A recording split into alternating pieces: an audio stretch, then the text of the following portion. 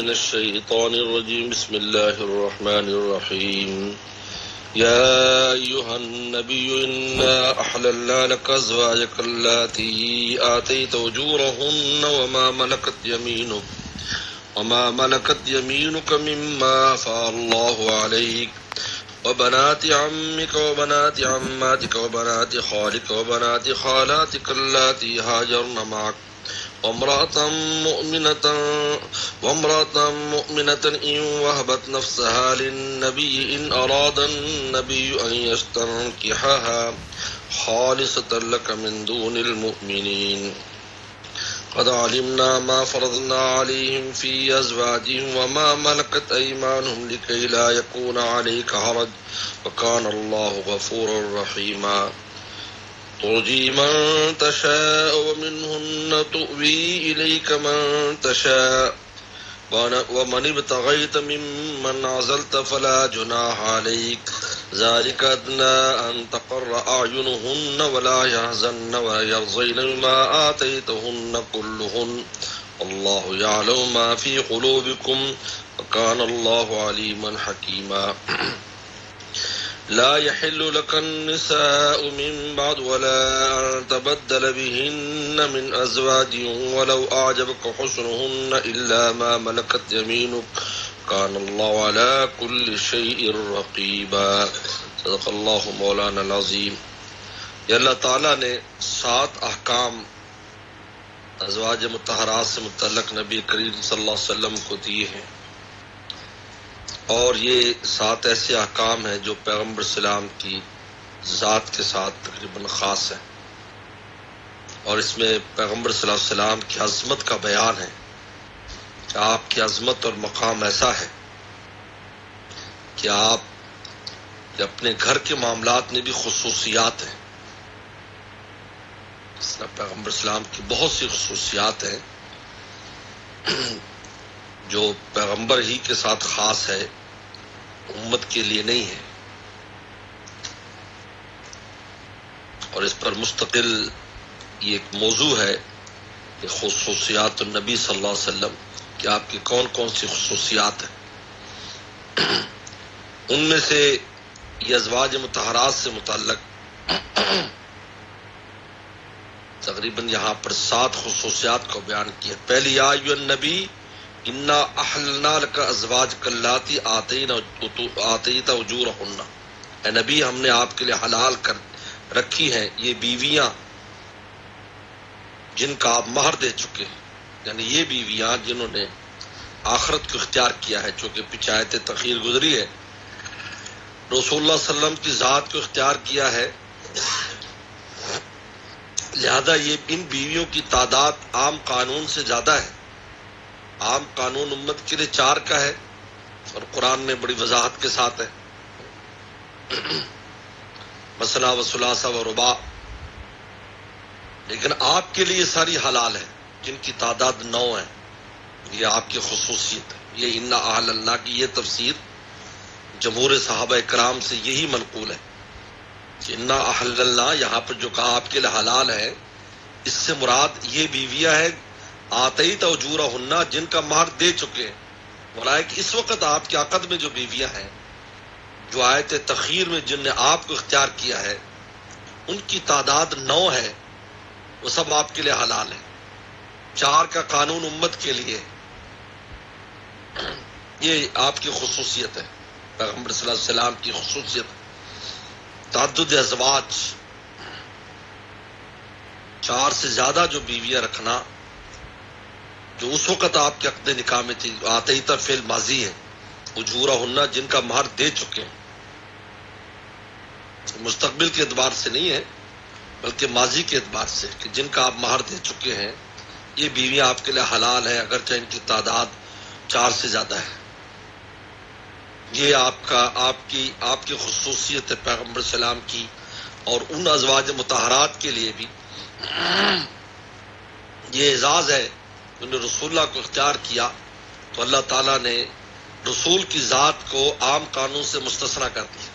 یہ ان کے لیے بھی اعزاز اور عظمت کی بات ہے، اور رسول صلی اللہ علیہ وسلم کی بھی خصوصیت ہے. کیونکہ ان سب نے رسول اللہ کی ذات کو اختیار کیا. وما ملک یمینو، اور جس کے آپ کے ہاتھ مالک ہے، مما افا اللہ علیک، جو غنیمت میں اللہ نے آپ کو دلائی. یعنی اصول یہ ہوتا تھا کہ جب مال غنیمت آتا تھا تو پیغمبر صلی اللہ علیہ وسلم کو اختیار ہوتا تھا کہ آپ جس ان لونڈیوں میں سے جس کو چاہے اختیار کر لیں. چنانچہ خیبر جب فتح ہوا، حضرت صفیہ رضی اللہ تعالیٰ کو پیغمبر صلی اللہ علیہ وسلم نے لے لیا.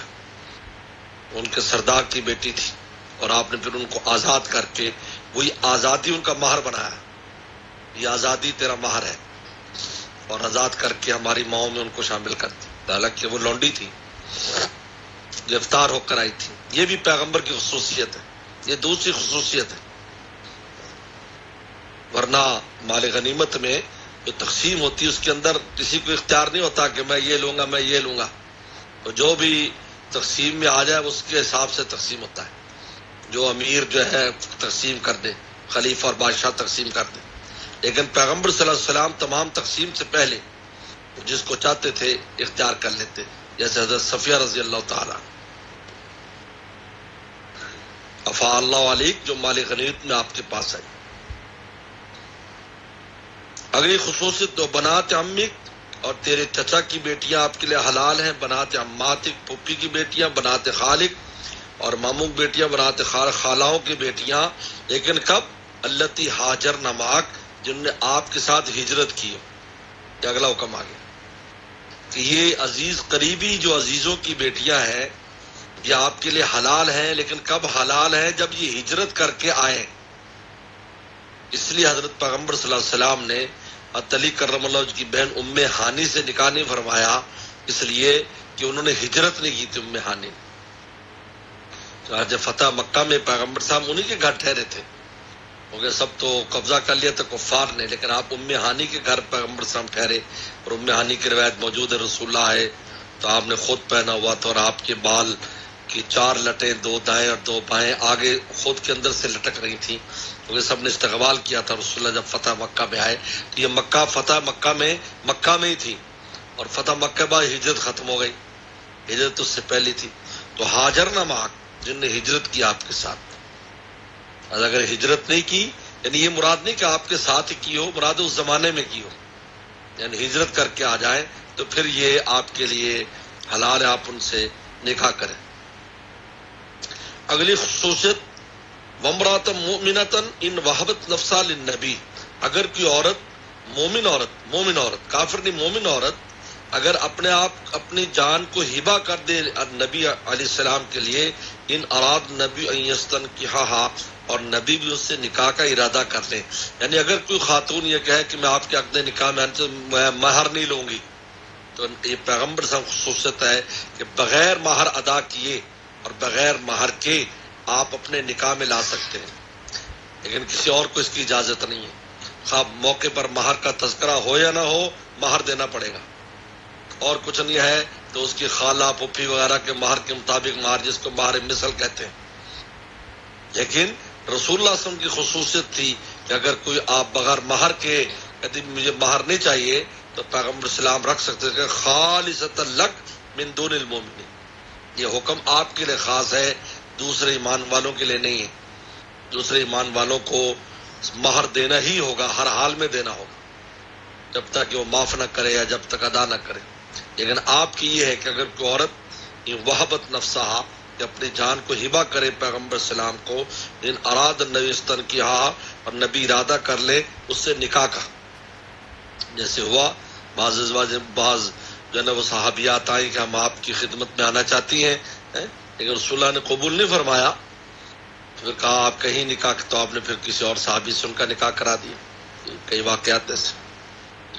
اللہ فرماتے قد علمنا، ہمیں معلوم ہے، ما فرضنا علیہم، جو ہم نے مومنین پر فرض کیا ہے، فی ازواجہم، ان کی بیویوں کے بارے میں معلوم ہے، ان کا نان نفقہ اور ان کا مہر اور دوسری اور ان کا سکنا اور یہ ساری چیزیں ہمیں معلوم ہے جو ہم نے فرض کی ہیں. وما ملکت ایمانہم، اور جو ان کی لونڈیاں ان کے لیے جو ہم نے فرض کی ہمیں معلوم ہے. لیکن ہم آپ کے لیے کوئی چیز فرضیت کے درجے میں نہیں ہے، آپ کی مرضی پر ہے. لکھے لا یکون علی کا حرج، تاکہ آپ پر تنگی نہ ہو، آپ کوئی تنگی محسوس نہ کریں کہ اب میں کیا کروں، آپ کوئی تنگی محسوس نہ کریں. عجیب ہے، یہ نبی علیہ السلام خصوصیت ہے، کیونکہ پیغمبر جس کار عظیم کے لیے آتا ہے تو اس کی اس پر نظر ہوتی ہے. اگر یہ چیزیں ان کے راستے میں آڑ بن جائیں گی تو کتنی مشکلات ہو جاتی ہیں. بتائیے، فرمایا ایسا کچھ نہیں، آپ کریں گے. لیکن عجیب بات ہے، آگے بھی آ رہا ہے، لیکن عجیب بات ہے، رسول اللہ صلی اللہ علیہ وسلم نے اپنی پوری زندگی میں کبھی ان حقوق میں کمی نہیں کی، حالانکہ ضروری بھی نہیں ہے آپ پر. عجیب بات ہے، یہ کمال ہے رسول صلی اللہ علیہ وسلم کا. اس لیے کہتے اتنی بیویاں رکھ کر ان کے حقوق کو ادا کرنا خود پیغمبر اسلام کا ایک معجزہ ہے. آج تو ایک کو راضی کرنا مشکل ہے اور اس کے حقوق ادا کرنا، حالانکہ آپ پر فرض بھی نہیں تھے. یہ دیکھو، نکالا یکون علی کا، تاکہ آپ پر کوئی حرج نہ ہو. ہمیں معلوم ہے کیا فرض ہے سارے ایمان والوں پر، لیکن ہم نے آپ کو مستثنا کر دیا ہے. لیکن پھر بھی آپ علیہ السلام نے اللہ اکبر ایک ایک کا ایسے تول کر آپ نے ایک ایک کے حق کو ادا کیا. قال اللہ غفور رحیمہ، اللہ بخشنے والے رحم والے. اب یہ اگلی خصوصیت، ترجی من تشاء منہن، پیچھے کر دے ان میں سے جس کو چاہے. تو بھی الیک کا منتر، جس کو چاہے اپنے پاس رکھ لے. یعنی بیویوں میں عدل کرنا یہ بھی آپ پر ضروری نہیں ہے. جس کو چاہے اپنے ساتھ رکھے، جس کو چاہے آپ نہ رکھے، جس کے پاس جائے جس کے پاس نہ جائے. لیکن ایک بھی روایت میں نہیں آتا کہ رسول اللہ نے کبھی بھی، اگر آپ نے کسی کے پاس، جیسے عائشہ کے پاس آپ آئے مرض الوفا میں، سب سے اجازت لی آپ نے، حالانکہ آپ پر فرد قرآن صاف کر رہے ترجی منتشا، جب میں نے پیچھے کرنا تو بھی میں نے اپنے پاس رکھنا. یہ آپ کو اس کی مرضی ہے آپ کی، لیکن آپ نے کبھی بھی اپنے اس اختیار کو استعمال نہیں کیا. حضرت سودا رضی اللہ تعالیٰ چونکہ ضعیف ہو گئی تھی تو انہیں خود اپنا باری کہا کہ میں اپنی باری اما عائشہ کو دیتی ہوں کہ آپ میری باری میں ان کے پاس. لیکن آپ روزانہ جاتے تھے، عصر سے مغرب تک تمام ازواج مطہرات کے گھر میں چکر لگا کر آتے تھے روزانہ. کوئی کام ہے، کوئی خیریت ہے، سب کو اٹھتے تھے، بیٹھتے پورے مغرب تک آپ تمام ازواج مطہرات کے پاس ہو کر آتے تھے اور رات وہاں گزارتے تھے جہاں ان کی باری ہوتی تھی. اور پھر آپ غزوہ کے اندر اپنے ساتھ غزوات میں چونکہ مہینہ دو مہینہ رہتے تھے تو ازواج مطہرات بھی ساتھ جاتی تھی، تو اس کے لیے قرآن اندازی فرماتے تھے. حالانکہ قرآن کہتا ہے ترجی منتشا، جس کو چاہے پیچھے ہے، لیکن آپ قرآن اندازی کرتے اور جس کا نام قرآن میں نکلتا ہے اس کو ساتھ لے جاتے. اما عائشہ بھی کئی بار گئی، ام سلمہ، ساری ازواج تقریباً سب کو اس بات کا موقع ملا ہے کہ پیغمبر السلام کے سفر میں بھی وہ ساتھی رہی ہیں، اور حجت الوداع پر تو سب کو رسول اللہ صلی اللہ علیہ وسلم اپنے ساتھ لے کر چلے گئے. سبحان اللہ. وَمَنِ ابْتَغَيْتَ مِمَّنْ عَزَلْتَ، اور جس کو آپ چاہیں، ممن عزلتا، ان بیوی سے جن کو آپ نے جدا کیا ہو. یعنی اگر کسی وجہ سے الگ کیا ہے آپ نے کچھ وقت کے لیے، تو آپ جب چاہیں اس کو واپس لا سکتے ہیں. لیکن ایسا کوئی واقعہ رسول اللہ کی زندگی میں پیش آیا ہی نہیں، لیکن اللہ نے اختیار دیا ہوا تھا. اگر کسی کو علیحدہ کیا تو جب چاہے آپ اس کو لے آئے. فلا جناح علیک، آپ پر کوئی اس میں حرج اور تنگی نہیں ہے. ذالک ادنیٰ، اب قرآن مجید نے جو اگلی بات کی ہے کہ جب آپ پر ان ازواج مطہرات کے پاس ہر وقت جانا یا عدل کرنا یا ان کو ہر چیز مہیا کرنا آپ کے فرض درجے میں نہیں ہے، اب جب آپ اس طرح جاتے ہیں اور ان کو عطا کرتے ہیں تو پھر وہ بہت زیادہ شکر گزار آپ کے لیے ہوتی ہے، اس لیے کہ آپ پر فرض نہ ہونے کے باوجود آپ ان کے پورے حقوق ادا کر رہے ہیں. یہ ذالک ادنیٰ ان تقر اعینہن، یہ قریب ہے اس بات کی کہ ان کی آنکھیں ٹھنڈی ہوں. کہ آپ جب جاتے ہیں تو ان کی آنکھیں ٹھنڈی، وسلم نہ آتے تو ہم کچھ کہہ نہیں سکتے، ان آپ پر کوئی فرض نہیں ہے، لیکن پھر بھی آپ تشریف لا رہے ہیں، روزانہ کی بنیاد پر ملاقات ہو رہی، خیریت پوچھ رہے ہیں. ولا یحزن، اور وہ کبیتا خاطر نہ، غمگین نہ ہو. وہ یرضین بما آتیتہن، اور وہ راضی رہے اس بات پر جو آپ ان کو دیں. کلہن، سب کی سب اس بات پر راضی ہوں جو آپ دے دیں کہ یہ جو انہوں نے دیا ہے یہ بھی آپ پر فرض، آپ کی عطا ہے. اور آپ تو دیں گے کہ کون سا استحان کر رہے تو فرض ہے تیرے اوپر. لیکن یہاں یہ قرآن نے اب وہ شکر گزار رہیں گی. آپ علیہ السلام کے ہر اقدام پر شکر گزار ہوں گی، ان کی آنکھیں ٹھنڈی ہوں گی، ان کا دل خوش ہوگا. دیکھو رسول اللہ صلی اللہ علیہ وسلم باوجود ہے کہ آپ پر چیز فرض نہیں ہے اور آپ کے قلبی رجحانات کے بارے میں بھی سب ازواج مطہرات جانتی تھی، لیکن پھر بھی ہر ایک کی جو ہے وہ آپ دلجوئی فرماتے ہیں اور ان کا جو ہے غم میں یعنی شریک ہوتے ہیں اور ان کی خیر خبر لیتے ہیں. تو وہ بہت زیادہ اس پر خوش اور پیغمبر اسلام کی شکر گزار ہیں. واللہ یعلم ما فی قلوبکم، اللہ جانتا ہے جو کچھ تمہارے دلوں میں ہے. دل کے رجحانات پر میں انسان عدل کرے یہ نہیں ہو سکتا، جس کسی طرف زیادہ میلان کم، لیکن ظاہری عدل کے اعتبار سے آپ نے کبھی کمی نہیں فرمائی. اللہ حلیم علیم حکیمہ، اللہ تعالیٰ جو ہے بڑے علم والے اور حلم والے اور بردباری والے ہیں. اب اس کے بعد چونکہ ازواج مطہرات نے بہت بڑی قربانی کی بات کی تھی کہ ہم بالکل فقر و فاقہ میں وقت گزار دیں گے، جبکہ بہت راحتیں ہو گئی تھیں. ایک وجہ ہے کہ یہ فقر و فاقہ کا اثر رسول اللہ کے جانے کے بعد بھی ازواج مطہرات پر رہا اور نے اپنی زندگی اسی طرز پر رکھی جیسے رسول اللہ کی زندگی میں تھی. عجیب بات ہے، حالانکہ پھر تو پورا عالم قدموں میں آ گیا تھا، لیکن کبھی بھی انہوں نے اس وسعت سے فائدہ نہیں اٹھایا، اسی طرز پر رہی. اور بلکہ عجیب ہے صحابہ اکرام کا، ازواج مطہرات اور صحابہ اکرام کا یہ عجیب تھا کہ رسول اللہ کے بعد اپنی زندگی بدلنے دی تھی. کہتے اگر بدل دیں گے تو رسول اللہ فرمائیں گے کہ میرے بعد تم نے کیا کر لیا. تو اسی طرح انہی چھوٹے چھوٹے حجروں کے اندر انہوں نے سالوں سال گزار دی. کسی نے 20 سال، کسی نے 30 سال، کسی نے 40 سال اسی میں گزار دیے اور انہی حجروں میں اور اسی تنگی تکلیف میں. لہذا فرمایا لا یحل لک النساء من بعد، اب اس کے بعد آپ کے لیے اور عورتیں حلال نہیں ہیں. یہی تفسیر ہے جمہور صحابہ، جمہور تابعین، عبداللہ ابن عباس، ان سب سے. اللہ فرمایا کہ بس سب یہ رہیں گی، اب ہم نے ان کو آپ کے لیے کر دیا، بس اب آپ اور کوئی لے کر نہیں آئیں گے. بھئی یہ نہ ان کے علاوہ کوئی اور عورت حلال ہے. ولا ان تبدل بہن من ازواج، اور نہ ان کی جگہ بدل سکتے ہیں. یعنی اگر تعداد 9 ہے تو 9 رکھنے کے لیے کسی کو طلاق دے کر کوئی اور لے آئے 9 پورا کریں، اس کی بھی اجازت نہیں. نہ اس کے علاوہ لانے کی اجازت ہے، نہ ان کو تبدیل کرنے کی اجازت ہے، کیونکہ انہوں نے جب اتنی بڑی قربانی دی تو اللہ تعالی نے بھی ان کے لیے یہ حکم نازل کر دیا. ان کو اطمینان ہو گیا ازواج مطہرات کو، اب ہم آپ ہی کی ہیں، اب آخرت میں آپ کے کھاتے میں ہی جائیں گی ہم. کتنے بڑے اطمینان کی بات، اللہ اکبر، کتنے بڑے اطمینان کی بات. لا یحل لک النساء من بعد، ادا جمہور صحابہ کی مذہب ہے. اگرچہ اما عائشہ ام سلمہ فرماتی ہیں یہ حکم منسوخ ہو گیا تھا پیغمبر اسلام کا، لیکن جمہور صحابہ منسوخی کے قائل نہیں ہیں. کہتے ہیں نسخ کی کوئی جو ہے دلیل کہیں نہیں ہے، نہ حدیث میں نہ یہاں.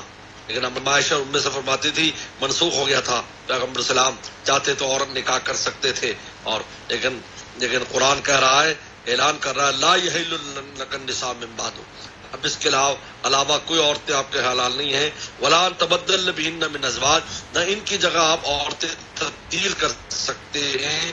تو آج اب کو حسن ہوں، اگرچہ ان کا حسن آپ کو پسند آئے، یعنی رسول اللہ کو کوئی عورت اگر پسند آئے تو تب بھی اس کی اجازت نہیں ہے. الا ما ملک یمینک، سوائے لونڈیوں کے. لونڈیے رکھ سکتے ہیں آپ. ہمارے قبطیہ بعد میں آئی جن کے وطن سے حضرت ابراہیم پیدا ہوئے، جو شاہ مقوقس نے آپ کو بھیجی تھی، تو اور وہ صورت بھیجی جب خطوط وغیرہ گئے ہیں، اس وقت شاہ مقوقس نے ماریہ قبطیہ مصر کے جو بادشاہ تھے انہوں نے آپ کی خدمت میں بھیجی تھی خدمت کے لیے. تو آپ نے ان کو اپنی زوجہ بنا کر رکھا، لیکن آپ کی لونڈیوں میں وہ شمار ہوتی ہیں. ہماری ماؤں میں ہے لیکن لونڈی شمار ہوتی. ان کا بھی وہی حکم ہوا جو دوسرے ازواج مطہرات کا، کہ جس طرح نبی کی بیویوں سے شادی نہیں کر سکتا کہ ان سے بھی نہیں کر سکتے تھے. الا ما کان اللہ علی کل شیء رقیبا، اللہ تعالیٰ ہر چیز پر نگران ہے. تو یہ خاص احکام جو معاشرت کے ہیں، گھر کے احکام ہیں، اس میں پیغمبر اسلام کی خصوصیات بیان کی گئی، اور ازواج مطہرات کو آخر میں اللہ تعالیٰ نے ان کے لیے عظیم الشان آیات نازل کر کے ان کی تسلی کرا دی، جب تم بھی دنیا میں بھی رفیقہ حیات ہو اور آخرت میں بھی رسول اللہ کے رفیقہ حیات ہو. صدق اللہ مولانا العظیم.